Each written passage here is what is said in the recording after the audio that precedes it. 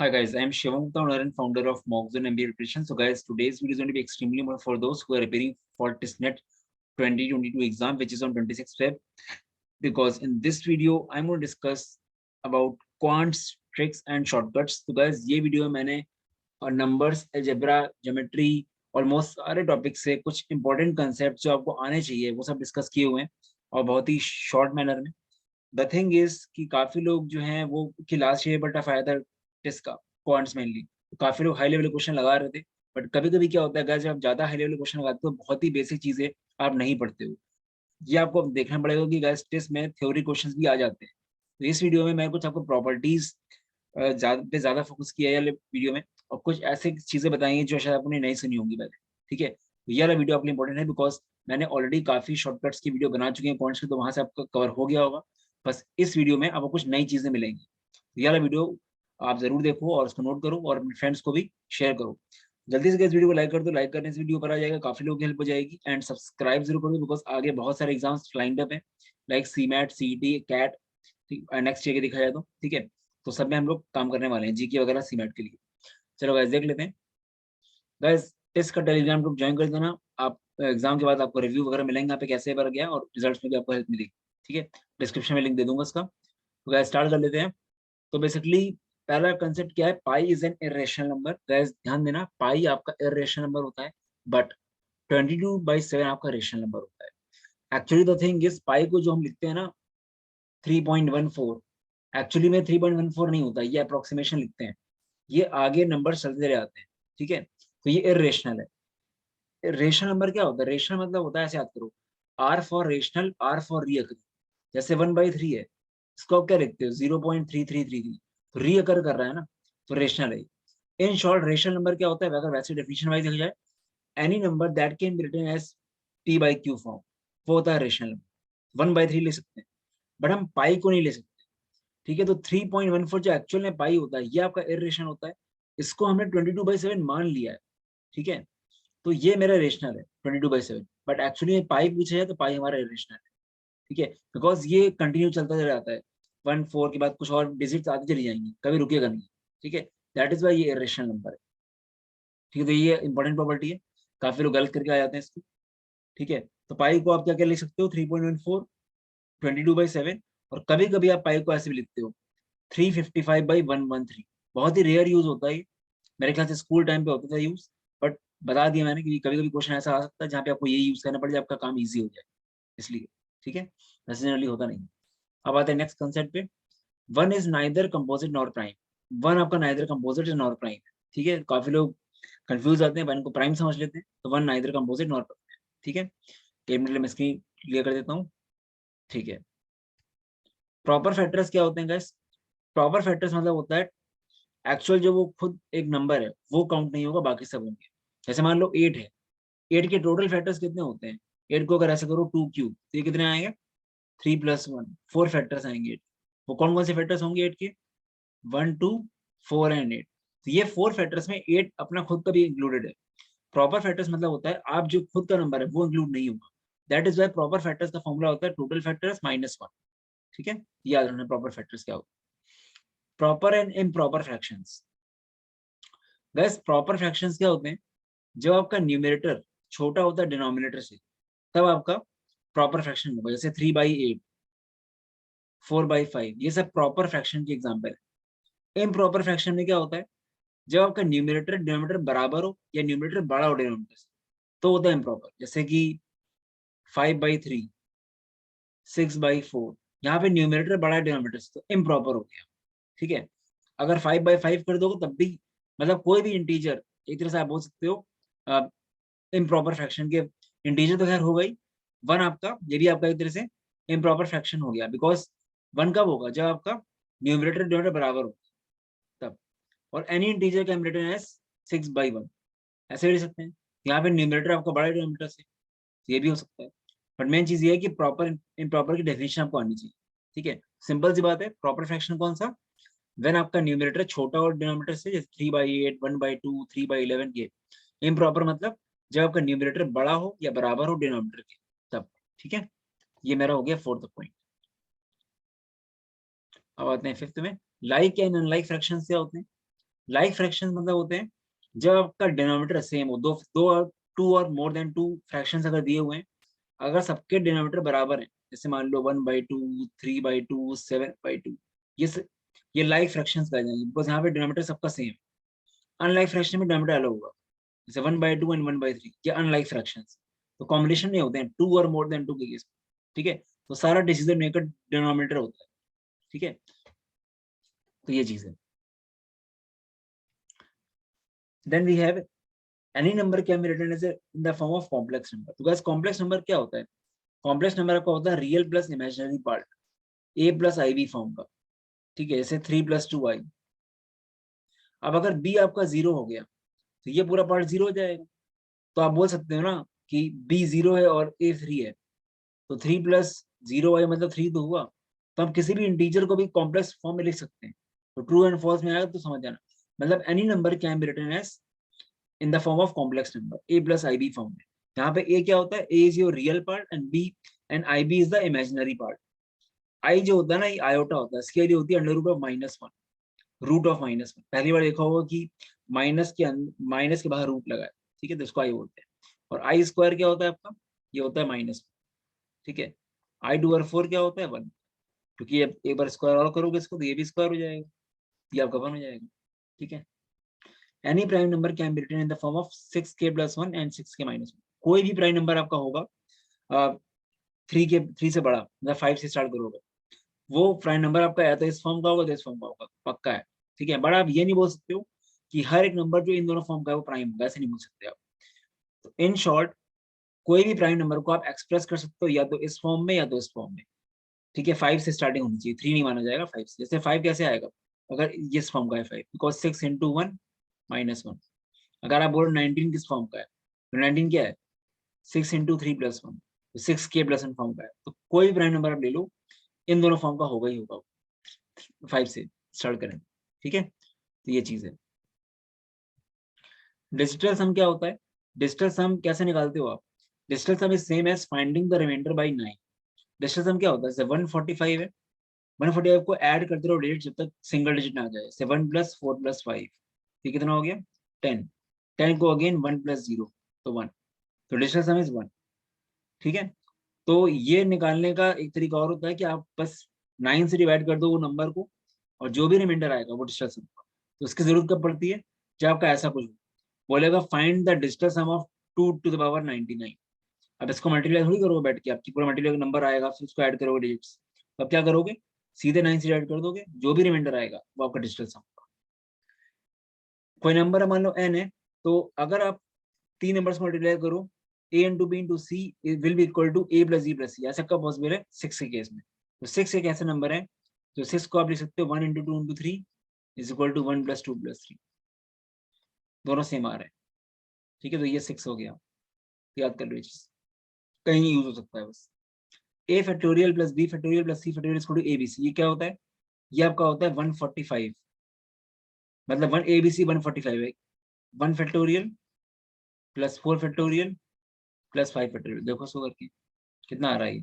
1+24 plus 120, 140 आ रहा है ना। ए 1 हो गया, बी हो गया 4 एंड सी हो गया 5। ऐसा रिप्रेजेंटेशन में कुछ पूछा है तो 145 आंसर होगा, इसको बोलते हैं क्यूरियस नंबर, ठीक है। Then we have A B C D, 4 digit number को अगर 4 से मल्टीप्लाई करें, ठीक है, A B C D equal to 4 times into D C B A, तो ए बी सी डी आपका होगा 2178 फॉर्म का, ठीक है। मतलब 2178 में, या फिर ऐसे बोल दो उसको, इसको ऐसे बोल दो, थोड़ा सा उल्टा हो गया शायद, ठीक है, आज दोनों सकता है, कोई दिक्कत नहीं है, ठीक है। तो अगर प्रॉपर में लिखा जाए तो D C B A equal to 4 into A B C D, तो ऐसे इसको पढ़ सकते हैं। ए बी सी डी कोई नंबर है, इसको अगर हम 4 से मल्टीप्लाई करेंगे तो हमको रिवर्स नंबर मिल जाएगा, तो बेसिकली 2178 आपका एबीसीडी है। तो ABCD is a 4 digit number which is 2178. This when multiplied by 4, we get 8712.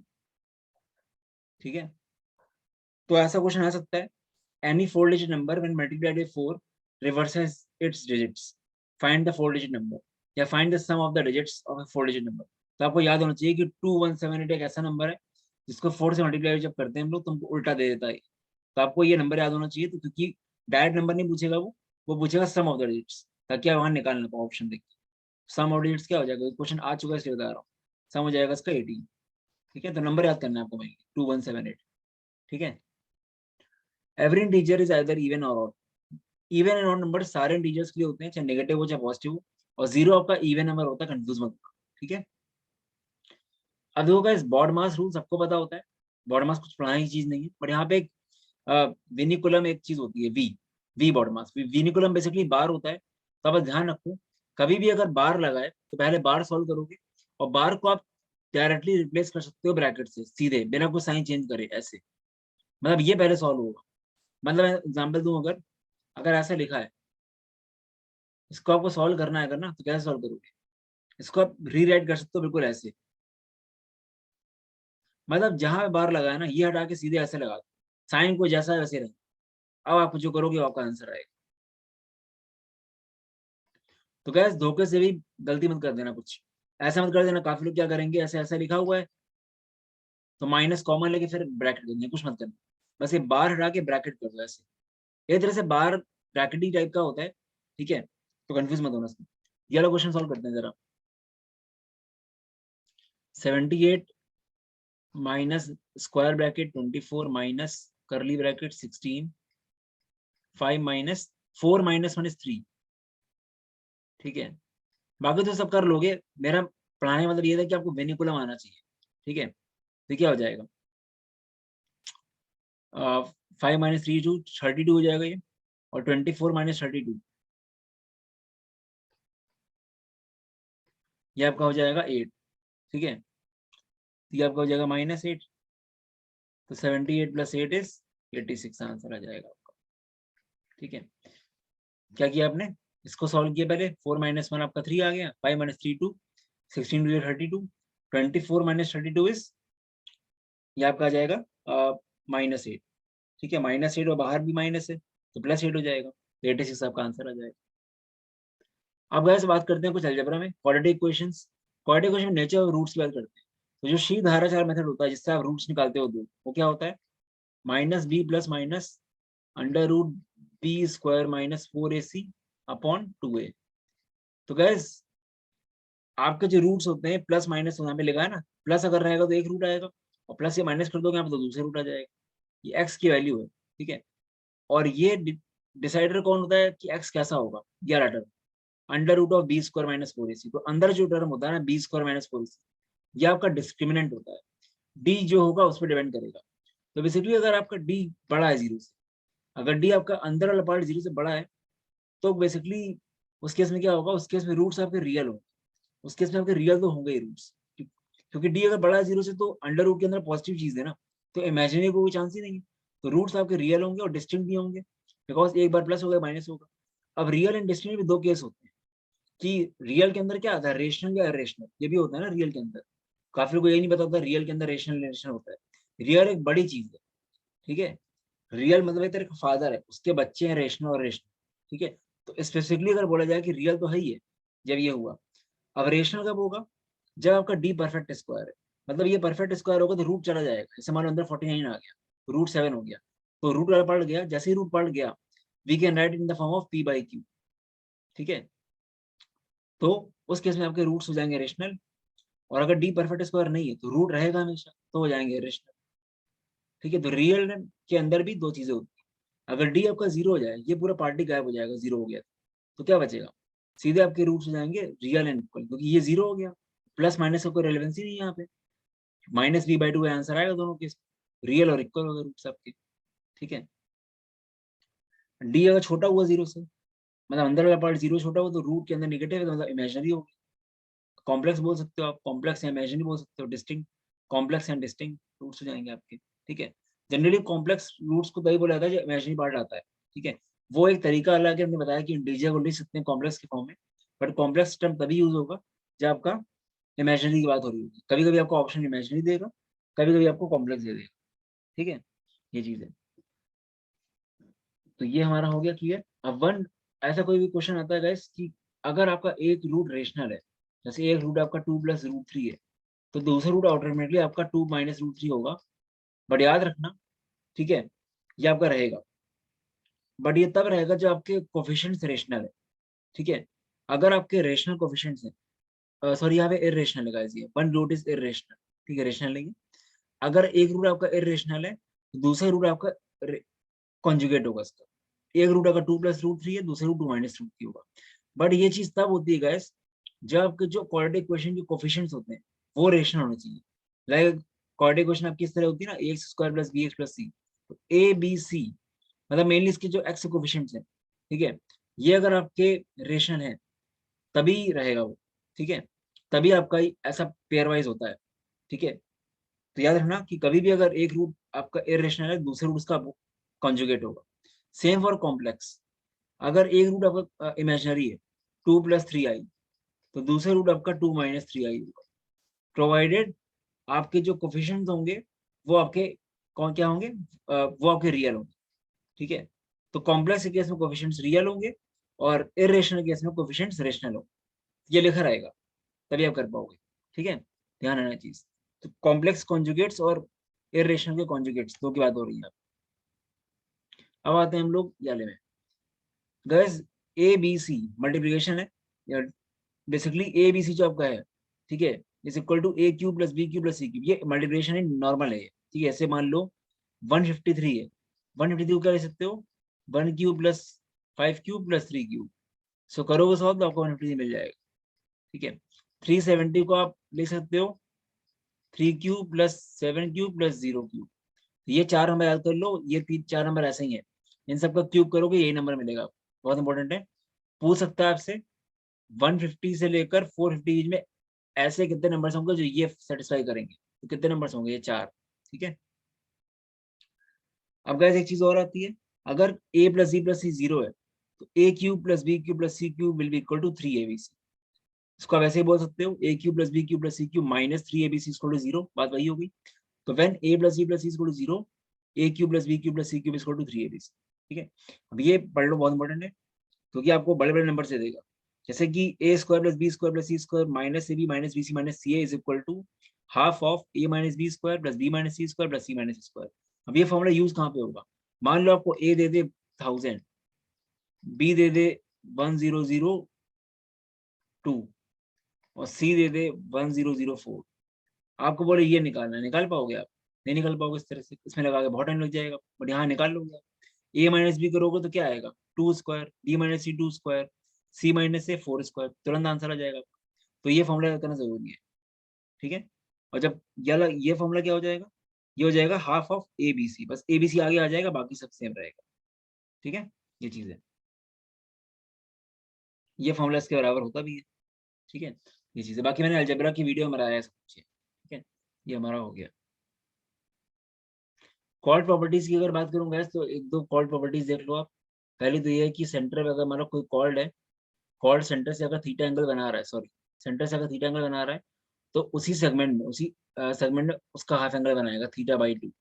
तो कहीं भी आप ले लो, हर जगह θ/2 एंगल बनाएगा, same side of the segment, ठीक है। सेंटर पे जो एंगल होता है उसका हाफ एंगल होता है दूसरी तरफ, ठीक है। तो ये चीज आप लोग, फिर अगर हम देखें कॉर्ड के बारे में और कुछ, हमारे दो कॉर्ड्स ऐसे इंटरसेक्ट कर रहे हैं, ठीक है, ये O है, ये A है, ये B है, ये C है, ये D है। तो बेसिकली ये प्रॉपर्टी होती है AO distance into OB distance is equal to OC distance into OD distance. AO into OB is equal to CO into OD, ये डिस्टेंस होती है, ठीक है। ये आपको पता होना चाहिए चीज, छोटी चीज है, बड़ी नहीं है। बाकी तो इसमें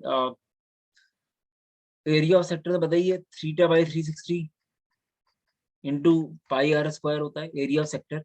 कोई सर्किल है, ये सेंटर, इसका एरिया आपको निकालना का सेक्टर का सर्किल का, तो ये आपका हो जाएगा, ठीक है। और सरकमफ्रेंस निकालना है, इतना पार्ट निकालना है, मान लो ये सरकमफ्रेंस, ठीक है। एरिया ऑफ आपको लेंथ सरकमफ्रेंस निकालना है मान लो इसका, ठीक है। तो ये हो जाएगा θ/360 इंटू 2πr, ठीक है। Length of the sector basically बोलते हैं इसको, ठीक है। तो ये कुछ बेसिक बेसिक चीजें हैं। बाकी का ट्रेपेजियम की जल्दी से बात कर लेते हैं। कोई ट्रेपेजियम आपको इस तरह का है तो उसकी बेसिक प्रॉपर्टी देख लेते हैं जल्दी से, मैंने वीडियो में करा दिया ऑलरेडी। तो बेसिकली अगर ये आपका ABCD है, तो पहली बात तो ये है कि ए ओ बी आपका सिमिलर होता है DOC के, ठीक है। ये एंगल अगर थीटा है तो ये आपका थीटा होगा, ये एंगल अगर आपका एक्स है ये आपका एक्स होगा, ये अगर पी है तो ये पी होगा, वर्टिकली अपोजिट। ये अल्टरनेट एंगल्स हैं और बाकी पी है, तो ये दोनों एंगल्स जाके सिमिलर हो गए। सिमिलर अगर ट्रायंगल्स हो गए तो बेसिकली मैं आपको प्रॉपर्टी लिखवा देता हूँ, A B upon C D will be equal to BP, BP upon DP will be equal to AP upon PC. ये पढ़ लेते हैं, बहुत इंपॉर्टेंट है ये प्रॉपर्टी, ठीक है। फिर दूसरी बात, किसी भी ट्रेपेजियम में ये जो पार्ट होता है, ये वाला पार्ट और ये वाला पार्ट दोनों बराबर होते हैं उनके एरियाज। अगर ये एरिया आपका क्यू है तो ये भी क्यू होगा। फिर से बना देता हूँ जल्दी से ताकि याद रहे आप लोगों को। ये एरिया क्यू है तो ये भी क्यू रहेगा, ये चीज आपको आनी चाहिए, ठीक है। ये इंपॉर्टेंट है।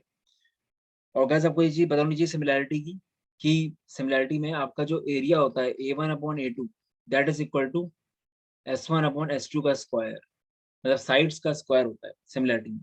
तो बेसिकली ये अगर AB है और ये CD है तो इन दोनों ट्रायंगल का जो एरिया होगा AOB, area of triangle AOB upon area of triangle DPC। ओ है क्या ये, सॉरी ओ है ये, ठीक है, हम P समझ लिए थे इसको, P तो एंगल लिया था। तो ये आपका AO है, ठीक है, AO upon OC, AO upon OC है, ठीक है। AO अपॉन OC, वो बीच में हमने ओ नेम दिया था ना, ठीक है। ये BP की जगह BO होगा, ठीक है, BO, और ये OD होगा, ठीक है। उतना कुछ नहीं है, समझ में तो आ ही गया होगा मेरे ख्याल से, हमने P एंगल लिया था तो नेमिंग उसकी O थी, ठीक है, बाकी कोई इशू नहीं। तो बेसिकली यहाँ मैं क्या बता रहा हूँ कि जो एरिया होता है ट्रायंगल का, क्योंकि सिमिलर ट्रायंगल्स की दो एरिया जो AOB और DOC, this is equal to AB upon CD का स्क्वायर। तो आपको कई बार दिया होगा AB/CD की रेशियो दिया होगा, तो आप इन लोग के एरियाज का रेशियो निकाल सकते हो यहाँ से।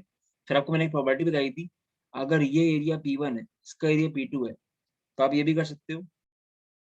प्रॉपर्टी एक होती है P1 into P2, opposite areas का प्रोडक्ट इक्वल होता है, Q square equal to P1 P2। तो क्यू आपका आ गया रूट P1 P2, तो सब कुछ आपका B N P two terms में आ गया, ये रूट BN/P2, ये रूट BN/P2, ये P1, ये P2, समझ रहे हो। तो ये चीज है ट्रेपेजियम में, ये चीज है। बाकी एक चीज मैं आपको और बता देता हूँ, और यहाँ पे एक चीज और है कि कोई भी अगर मान लो ट्रेपेजियम है ABCD, ठीक है, लेंथ जो होती है मिड पॉइंट PQ, ये PQ होता है AB प्लस CD/2। हमने सब बहुत शॉर्टकट वीडियोस में कराया है, बट स्टिल बता दिया, ठीक है। PQ अगर मिड पॉइंट है तो PQ अगर 20 से पास हो रही है, AD एंड BC का मिड पॉइंट अगर PNQ है तो, ठीक है, AB प्लस CD/2 ये लेंथ होती है PQ। अब गाइस अर्थमेटिक का रिवीजन कर लीजिए, SI एंड CI का डिफरेंस 2 साल के लिए क्या हो जाएगा डिफरेंस। अगर 2 इयर्स की बात करें तो CI माइनस SI क्या होता है, P इंटू R/100 का स्क्वायर, मतलब CI एंड SI का 2 इयर्स का डिफरेंस, ठीक है। मतलब 2 साल बाद CI माइनस 2 साल बाद SI क्या होगा, प्रिंसिपल इंटू R/100 का होल स्क्वायर, ठीक है। और 3 इयर्स के लिए क्या हो जाएगा, P इंटू R/100 का होल स्क्वायर 3 प्लस R/100, ये होगा 3 साल के लिए, ठीक है। कंपाउंडिंग एवरी मोमेंट, हम लोग ऐसे कंपाउंड इंटरेस्ट जब निकालते थे, जब हम लोग अमाउंट निकालते थे, amount equal to P into 1 plus R/100 की ओवर N, ये करते हैं ना हम लोग। फिर हम लोग बोलते हैं कि कंपाउंडिंग एनुअली हो रही है तो ये है क्योंकि रेट पर एनम है। बट अगर कंपाउंडिंग हाफ ईयरली हो तो साल में 2 बार कंपाउंडिंग हो रही है, तो हम लोग क्या करते थे, डिवाइड करते थे R को 2 से और ऊपर पीरियड 2 हो जाते थे, ठीक है, ऊपर 2 जाता था। अगर मान लो कंपाउंडिंग 4 बार हो रही है तो रेट बाई 4 हो जाएगा और ऊपर टाइम इंटू 4 हो जाएगा, ठीक है। मतलब अगर 2 साल के लिए तो 8 बार हो जाएगा। बट ये यही चीज अगर मान लो हर मोमेंट हो, मतलब हर सेकंड हो रही कंपाउंडिंग, उस केस में कैसे आपका जो अमाउंट आता है वो होता है प्रिंसिपल इंटू E/RT। तो अगर ये बोला गया है कंपाउंडिंग इज डन कंटिन्यूसली और एवरी मोमेंट, तो आपको टाइम दिया रहेगा 3 साल बाद अमाउंट कितना हो जाएगा, आपको रेट सब कुछ दिया रहेगा, बट ये हो जाएगा फॉर्मूला। और ई आपका बेसिकली ई की वैल्यू क्या होती है जनरली 2.7 होती है, ठीक है। ई वही है ई टू आर एक्स वाला ई, ठीक है, जो आप लॉग बेस ई लेते हो वही सब, ठीक है। तो ये फॉर्मूला याद कर लो। ये फॉर्मूला कब का है? जब compounding is done every moment, आपसे डायरेक्टली फॉर्मूला पूछ लेगा। मान लो रेट दे दे आपको 10, ठीक है, रेट आपको 10 दे सकता है, रेट यहाँ पे परसेंट में तो R/100 कर लेना उसको, ठीक है, RT/100 कर सकते हो, हमने R मतलब R एज ए परसेंट लिखोगे आप यहाँ पे, ठीक है, ये चीज है, तो उसके ऊपर है, ठीक है। तो ये आपका हो जाएगा। और देख लेते हैं इसके बाद मार्जिन परसेंट क्या है। मार्जिन परसेंट क्या होता है गाइस? मार्जिन परसेंट आपका होता है, मार्जिन परसेंट आपका होता है SP minus CP upon SP। तो गैस प्रॉफिट परसेंट में क्या होता है? आपका नीचे CP आता है, but margin is on sales, ठीक है। ये आपका होता है मार्जिन परसेंट। तो कभी भी आपको प्रॉफिट निकालना हो, जैसे कोई लेमैन लैंग्वेज में बोले कि आपका मान लो टर्नओवर 5 लाख का है और आपका मार्जिन परसेंट 20 है, 20% मार्जिन परसेंट है, तो आपने कितना प्रॉफिट अर्न कर रहे हो आप? तो बेसिकली 20% ऑफ योर सेल्स, क्योंकि इसको मल्टीप्लाई करोगे अगर आप तो ऐसा आ जाएगा ना, ये SP minus CP equal to SP into margin percent. कोई आपसे अगर प्रॉफिट पूछेगा तो आप बस मार्जिन परसेंट इंटू SP कर दोगे। मतलब बिल्कुल सिंपल सी बात है ना। आपने अगर मान लो 10,000 की सेल करी, आपका मार्जिन परसेंट 20 है, 20% है मार्जिन परसेंट, तो कितना हुआ मार्जिन आपका? 20%, ये आपका 2,000 हो गया, बस 2,000 कमाया आपने, प्रॉफिट आपका 2,000 का। तो लेमैन लैंग्वेज में यही सब होता है, ये फॉर्मूलाज खाली बुकिश है, ठीक है। बाकी बहुत ही मार्जिन परसेंट का यूज बहुत होता है, प्रॉफिट परसेंट ज्यादा यूज होता है, क्योंकि जनरली लोग जब भी कोई कंपनी स्टार्ट करते हैं लोग सेल्स ही लगाते हैं अपनी, यार कि सेल कितनी। कभी भी आप किसी से कोई लेमैन लैंग्वेज में बात करेगा, ऐसी बात करेगा ना कि आपका टर्नओवर कितना है, 2 करोड़ का, फिर आपसे पूछेगा कि आपका मार्जिन क्या है, कितना परसेंट मार्जिन है, तो आप कहोगे 50% या 40% मार्जिन। तो क्या देगा? अच्छा 40% तो आपका मतलब इतने से 80 लाख का आपका नेट आपका प्रॉफिट हो गया, ठीक है। तो ऐसे बात होती है, वहां पे कोई फॉर्मूला लगाएगा बैठ के, ठीक है। ये सब बुकिश चीज है, तो मार्जिन परसेंट यूज ज्यादा होता है। इन शॉर्ट आपके लिए क्या है, मार्जिन परसेंट निकालना हो तो नीचे SP करना, और अगर प्रॉफिट परसेंट निकालना हो तो नीचे CP करना, ठीक है, ये चीज है। चलो गैस, तो ये हम लोग का हो गया, ठीक है। तो गैस बाकी तो अच्छे से करो तैयारी, हमने काफी कुछ आपको रिवाइज करा दिए। अपार्ट फ्रॉम दैट जो लोग सीमेट दे रहे हैं, सीमेट वालों के लिए गुड न्यूज है कि जो कोर्स हम लोग का 3500 का था, काफी लोग की रिक्वेस्ट है, इसलिए हम लोगों ने उसका फाइनल प्राइस जो है वो 2,999 कर दिया है। ये पूरा लाइव क्लास वाला कोर्स, इसमें हमने कोई भी चीज रिड्यूस नहीं करी है, ठीक है। कंटेंट पूरा वही मिलेगा, जो भी लाइव क्लास हो चुकी है सबकी रिकॉर्डिंग मिलेगी, इवन जो होने वाली उसकी रिकॉर्डिंग मिलेगी। और बहुत सारी लाइव क्लास अभी होनी है पास पेपर की, मतलब we are not going to leave anything, कुछ छोड़ना ही नहीं है हम लोग, चाहे किसी कोई भी सेक्शन हो, जीके से कुछ भी। लग के करो गए, जेपी जा सकते हो आराम से, बड़ी बात नहीं है, ठीक है। एटलीस्ट ट्राई कर सकते हो, बाकी लग ही बहुत बड़ी चीज है, ठीक है। बट कंटेंट अगर वैरायटी करने जाओगे तो चांस पूरा है, ठीक है। मैंने आपको पहले ही बोल दिया कि जेबी जाने के लिए एक ही चीज इंपॉर्टेंट है, आपको हर चैप्टर से PhD करनी पड़ेगी, वो चीज है। और guys, दूसरी अच्छी चीज क्या है कि सीमेट के मॉक्स हम लोग के अपडेट हो गए हैं, इनोवेशन एंड एंटरप्रेन्योरशिप वाले बैटर में we are updating the mocks, और मॉक्स की प्राइस हम लोगों ने ₹100 से कम कर दी है। So 10 full length mocks are now priced at 599।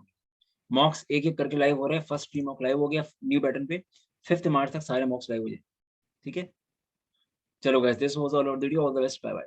ये नंबर मेरा व्हाट्सएप कर देना, कोई डाउट हो, मॉक्स.in वेबसाइट है। चलो गाइस।